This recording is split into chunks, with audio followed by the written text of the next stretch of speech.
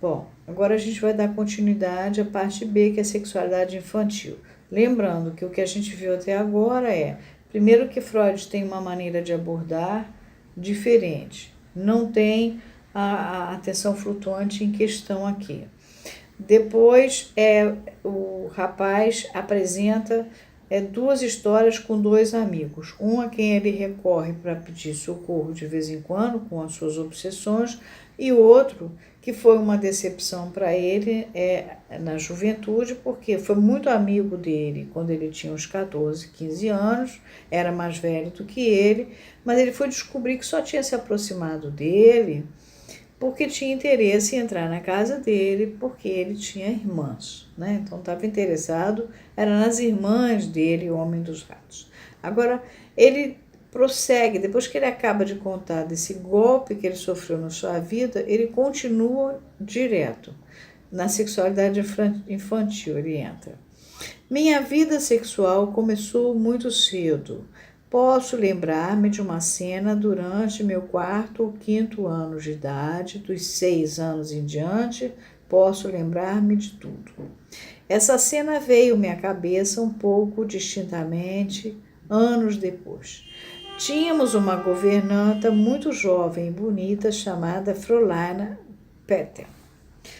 Aí vem uma nota. O doutor Alfred Adler, que inicialmente foi analista, certa vez chamou atenção em um artigo publicado em edição particular para a peculiar importância ligada às primeiras comunicações feitas por pacientes. Essa noção dessas primeiras comunicações, da importância delas, permanece até hoje para os analistas. Eis um exemplo disso. As palavras iniciais do paciente puseram ênfase na influência exercida sobre ele por homens, quer dizer, sobre o papel desempenhado em sua vida pela escolha de objeto homossexual. Contudo, imediatamente após, eles tocaram um segundo motivo, que posteriormente devia tornar-se muitíssimo importante, ou seja, o conflito entre homem e mulher e a oposição de seus interesses. Mesmo o fato de que ele lembrava a sua primeira e bonita governanta pelo seu sobrenome, que acontecia ser prenome de homem, porque Peter é nome de homem, deve ser levado em consideração nessa correlação. Nos círculos da classe média de Viena, é mais comum chamar uma governanta pelo primeiro nome, e é com esse nome que ela é mais comumente recordada. Na versão original de 1909, as primeiras palavras dessa nota de rodapé do Freud diziam o seguinte: meu colega Dr. Alfred Adler. E não o doutor Alfred Adler. Foram modificadas para a sua forma atual em 1913. Bom, seguindo. O rapaz continua. Certa noite, ela estava deitada no sofá, ligeiramente vestida, lendo. Eu estava deitado ao seu lado e pedi-lhe para arrastar-me para debaixo da sua saia. Ela me disse que podia, desde que eu nada dissesse sobre isso a ninguém. Ela tinha muito pouca roupa por cima e manipulei com os dedos seus genitais e a parte inferior do seu corpo, o que me chocou como algo muito extravagante. Depois disso, fiquei com uma curiosidade ardente e atormentadora de ver o corpo feminino. Ainda posso me lembrar a intensa excitação com que eu, nos banhos, era comum as pessoas irem aos banhos. E os banhos na Europa, daquela região, sobretudo, se toma nu, aos quais ainda me permitiam ir com a governanta e com minhas irmãs. Esperava a governanta despir-se e entrar na água. Posso lembrar-me de mais coisas a partir dos 6 anos de idade. Ele insiste nesses 6 anos. Daqui a pouco vocês vão ver por quê. Àquela época, tínhamos uma outra governanta, também jovem e de boa aparência. Ela tinha abscessos, furúnculos, nas nádegas, os quais tinha o hábito de espremer à noite. Eu costumava esperar avidamente por aquele momento para apaziguar a minha curiosidade.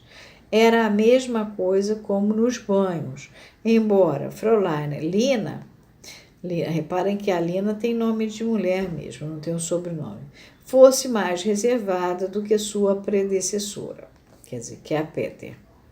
Em resposta a uma pergunta que fiz de permeio, ele respondeu: via de regra, o paciente contou-me, eu não dormia no quarto dela, mas na maioria das vezes com meus pais.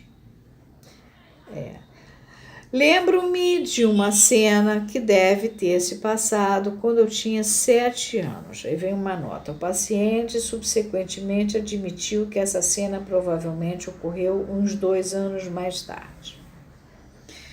Estávamos sentados juntos certa noite, a governanta, a cozinheira, outra criada e eu e meu irmão, 18 meses mais novo que eu.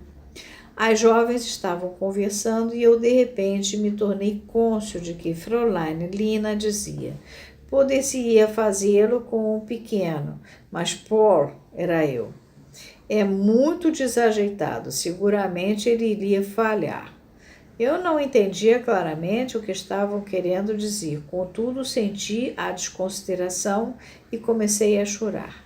Lina confortou-me e me contou como uma jovem que fizera algo daquele tipo com um menininho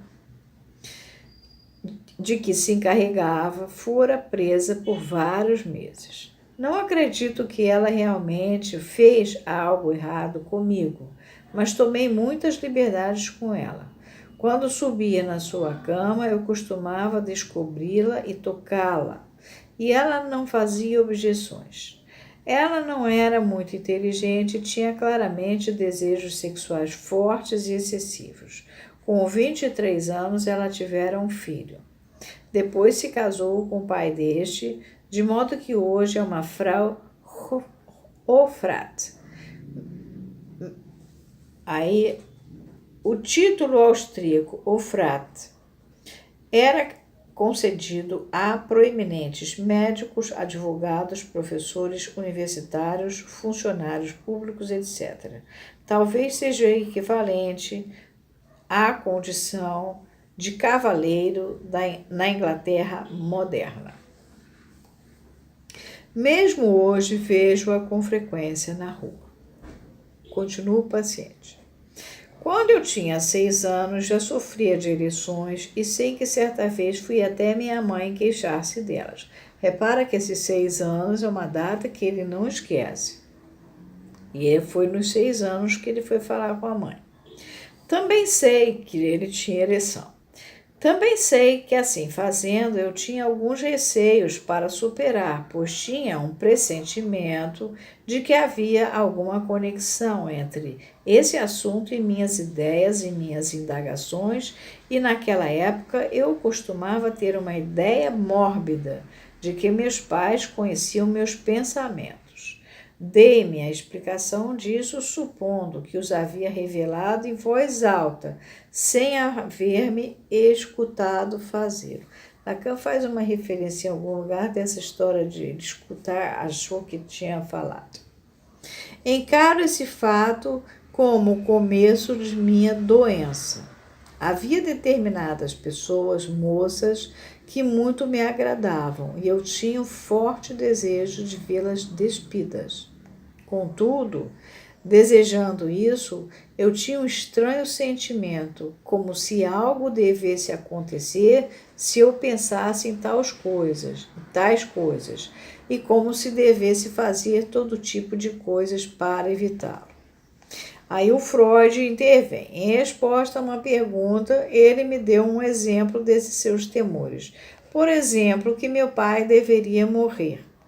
Os pensamentos a respeito da morte de meu pai ocuparam minha mente desde uma idade muito precoce por um longo período, deprimindo-me enormemente.